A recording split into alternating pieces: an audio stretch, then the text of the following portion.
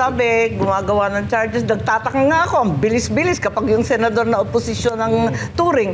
Eh bakit dito? Ang tagal-tagal. Sangkatutak na yung ebidensya.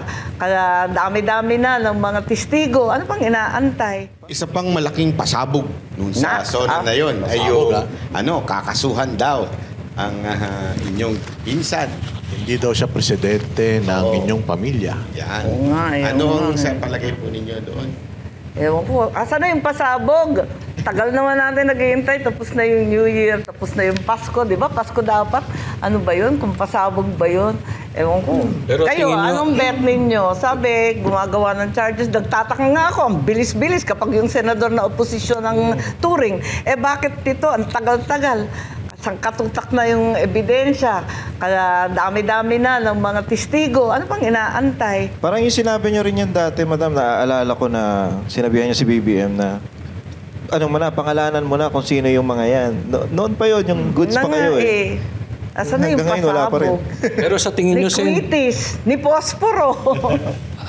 matutuloy kaya yan? Makukulong kaya si dating speaker?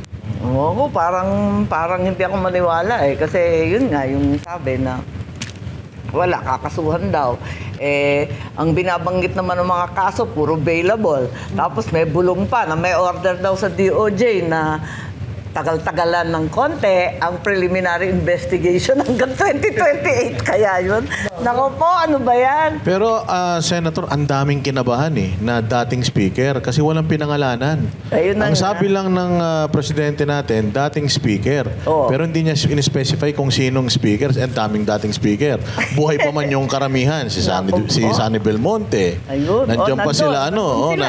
nandiyan pa sila Alan Lord Velasco, si Alvarez, si Cayetano na ngayon ay Pero wala rin. naman nagduda eh kung sino. So, Diba? talagang ang tinutumbok nito yung inyong pinsan. Parang ganun na nga. Tapos yung mga congressman, nagpalakpakan. Nagpumalakpak ba sila doon sa part na yun? Tayuan, di ba? Palakpakan. Ay, paano na yung salamat kay Speaker na nagsasalita? Ewan ko. Paano na Ewan yun? ko, mga resolution of the EC, di ba? Naku po, Ewan. Ganyan talaga, utos ng pangangailangan. Wala rin kaso sa awa ng Diyos. At ang nadali, itong mga senador na malayo naman sa kusina, kung tutuusin, kasi sila naman ang gumagawa sa Mahiwagang Bicam. Eto pa nakakapagtaka sa SONA. Ang SONA dapat bibigay sa iyo, yung 5 libro yun naabangan namin 5. May yung budget, tapos yung expenditures, tapos yung budget message, tapos yung listahan ng yung mga plantilla. 5 yun 5 na books. At least yung malalaki, yung 2 malaki. Wala nga Sabi ko nga, ano ba nangyayari? Anong klaseng SONA yan? Yung pinakamahalaga, yung budget, wala doon. Nagtataka ngayon ako, bakit ganun ka-delayed? Sabi, baka sa kahulihan ng Agosto. 3rd week daw ng Agosto, maibibigay kasi hindi pa daw na-approve ng Malacanang. Ba't tayo nag-SONA para kayong SONA? Bago mag-SONA, dapat binibigay niya. Andun na dapat kasi aaralin na kagad yun First item yun most important bill yan That's the most important law. Ano ba pag-uusapan hindi na ibigay. Ang duda ko, walang koleksyon. Kasi talagang bulok nga yung negosyo. Ayan, napakatumal ng negosyo. Puros biyahe na lang yung mga Taipan. Alis ng alis, mas mura daw kesa sa malugi ng tuluyan. Ayan. Kaya nga wala yung budget Sabi ko nga, ano ba ito? Ba't tayo nagsonang walang bit-bit? Ito pa, Senator Raimi, isa to sa pinakamatinding nabanggit ng inyong ading. Hindi raw siya ang pangulo ng inyong pamilya, hindi siya ang pangulo ng mga kaibigan, kundi pangulo siya ng taong bayan. Oo naman. Sino ba talagang pangulo ng inyong pamilya? At anong masasabi niyo doon? Kung nga maintindihan bakit pa sinasabi yun? Siyempre, totoo yun. Kung kakasuhan yung isang tao, ituloy mo na. Wala nang pananakot, wala nang paandar. Alam mo yun?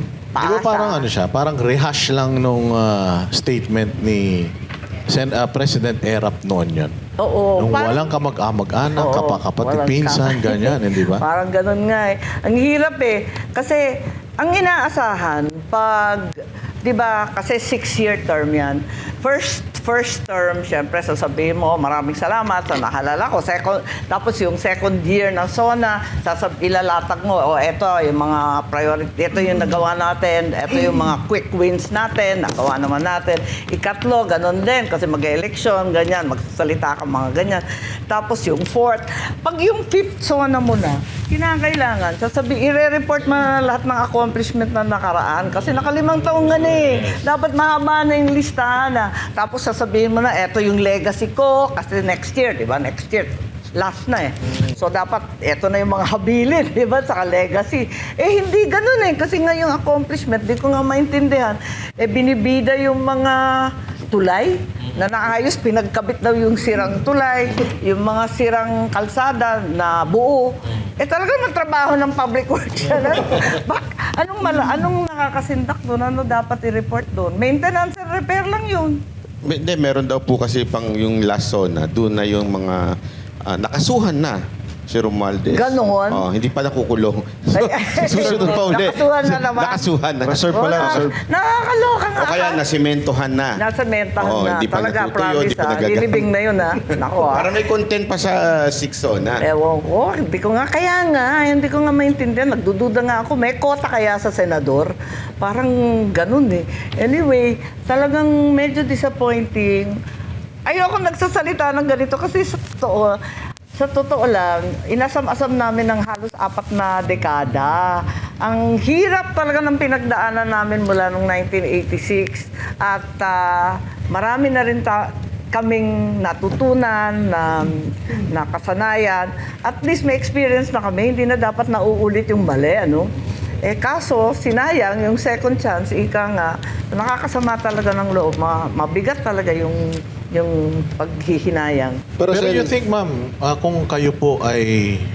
kasi noon, nung eleksyon, natatanda ako, magiging super ate kayo, kanyo Ngayon, sabi ko Talagang nga. aalalayan nyo siya Yun yung gusto nyo mangyari. Kung kayo ay hindi kayo, kumbaga parang, for the lack of better term na echepuera, sa tingin po ninyo, magaguide nyo ng maigi yung inyong kapatid. Hindi sana tayo. Hindi ko naman sinasabi na alam ko lahat. Pero at least, yung mga priority ng tao, ng ordinaryong tao, na siya rin ang tinuro ng aking ama, dapat unahin yun. Unang-una yung peace and order.